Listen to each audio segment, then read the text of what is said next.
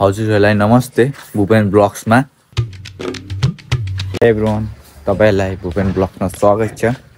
एउटा फेरि न्यू ब्लग्समा म जान आँटेको कुमार दाको दोकानमा।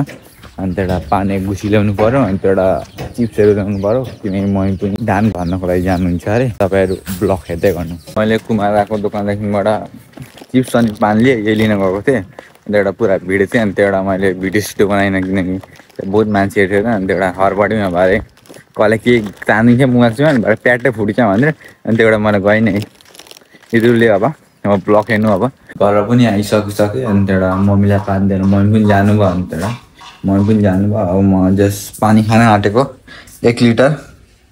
यसमा 1 लिटर हुन्छ किनकि तपाईँलाई थाहा नै छ होला, किनकि म पानी किन खान्छु। मैले त्यो नेक्स्ट भिडियोमा पनि भनेको थिएँ, किनकि मेरो पिकनिकमा स्टोन छ।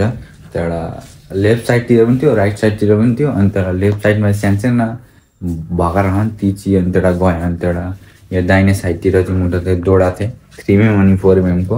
3mm कि 4mm त निक्ल्यो, तर एउटा चाहिँ निक्ल्यो, तर धर्न सकिने चाहिँ कति mm को थियो। अब लास्ट एउटा थियो।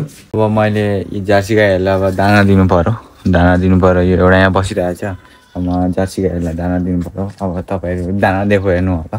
दाना भन्दाखेरि त्यो भिन्दै दाना चापट दिनुपर्छ गाईलाई, किनकि जर्सी गाईले चापट मात्रै खान्छ। चापट यस्तो चाहिँ हेर्न सक्नुहुन्छ, हर कोहीले देखेकै छ होला चापट त हेर्न सकिन्छ। अब यो टोमा एक टो अब चापट निकालेर दिन्छु त गाईलाई।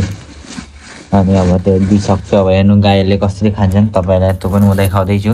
किनकि अब एउटा हातले त हुँदैन, अन्त एउटा दुवटा हातले गर्नुपर्छ चाहिँ बडा अप्ठ्यारो भइरहेको छ। यो चापट मैले 1 टो निकालिसकेको छु। अब चापट मैले 1 टो निकालिसकेँ। अन्त एउटा यो ठुलो टोमा अब हाल्नु पऱ्यो। चापट एकदम मिक्स गरेर दिनुपर्छ त गाईलाई, अनि मात्रै खान्छन् हेर्न सक्नुहुन्छ। हालिसक्यो। अब देब्रे हातले एकदम मिक्स गर्छु, किनकि दाहिने हातले त अब मोबाइल धरेको छु नि त। यस्तो पुरा मिक्स गरिदिन्छु। गाईले यस्तो मजाले खान्छन्, गडम गडम खान्छन्। हेर्नु कस्तो मजाले खान्छन्। म तपाईँलाई गाईलाई देखाउनु, म तपाईँलाई देखाउँदैछु कसरी खान्छन्, देखाउँदैछु। हेर्दै गर्नु तपाईँहरू।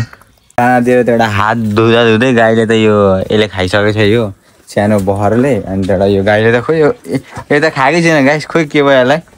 अन्त एउटा यसलाई चाहिँ दिएको सोरसार पारेर सकिहाल्छ खाएर। दाना साना पनि खाइसक्यो अब, तर यसले चाहिँ खाएको छैन हेर्न सक्नुहुन्छ है। अब खान्छ अहिले एकछिन आफै घुर्की लगाइरहेछ। अन्त दाना दिँदै यता दिसान पनि आइसकेको छ हेर्न सक्नुहुन्छ है। हाम्रो दिसान भाइ पनि बहुत काम गर्छ नि घरमा, गाई छ यसलाई पुरा हेर्छ, पराल सराल दिन्छ। खोइ दिसान हो कि न भन्दै, दिसान यता फर्किँदै हो कि न भन्। म बहुत काम गर्छु भन् छिटो। गाई भनेन लजायो दिसान। गाईले दाना साना दिएर म अन्डा र अन्त एउटा भात पकाउनु पऱ्यो, किनकि म पनि होइन सब्जीहरू पकाउनु एकदम झर्को लाग्यो। बिहानै थियो पकाएको भात, अन्त त्यही तताएर अब खानु पऱ्यो। अन्त एउटा यतातिर हेर्न सक्नुहुन्छ है, यहाँ तेल उयो गरिदिँदैछु, अब तात्दैछ तेल। अन्त एउटा यहाँ भात छ, अनि तर यो भात पनि अब उयो भइसकेर तातो हुन्छ। अन्त खान्छु। अब हेर्नु अब तपाईँहरू मलाई कस्तो पकायो, म तपाईँहरू त्यो पनि देखाउँदैछु।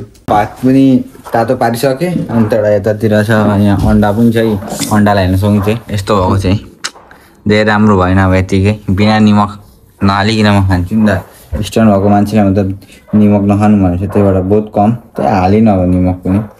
अन्त एउटा यस्तो चाहिँ जस्ट खल्लो मल्लो छ बुझ्नुमा नि। आजको ब्लग यसैमा सकियो। अब तपाईँहरू नेक्स्ट ब्लगमा छुट्टै भेट्नुहुँदैछ। फलो एन्ड सब्सक्राइब गरिदिनु होला।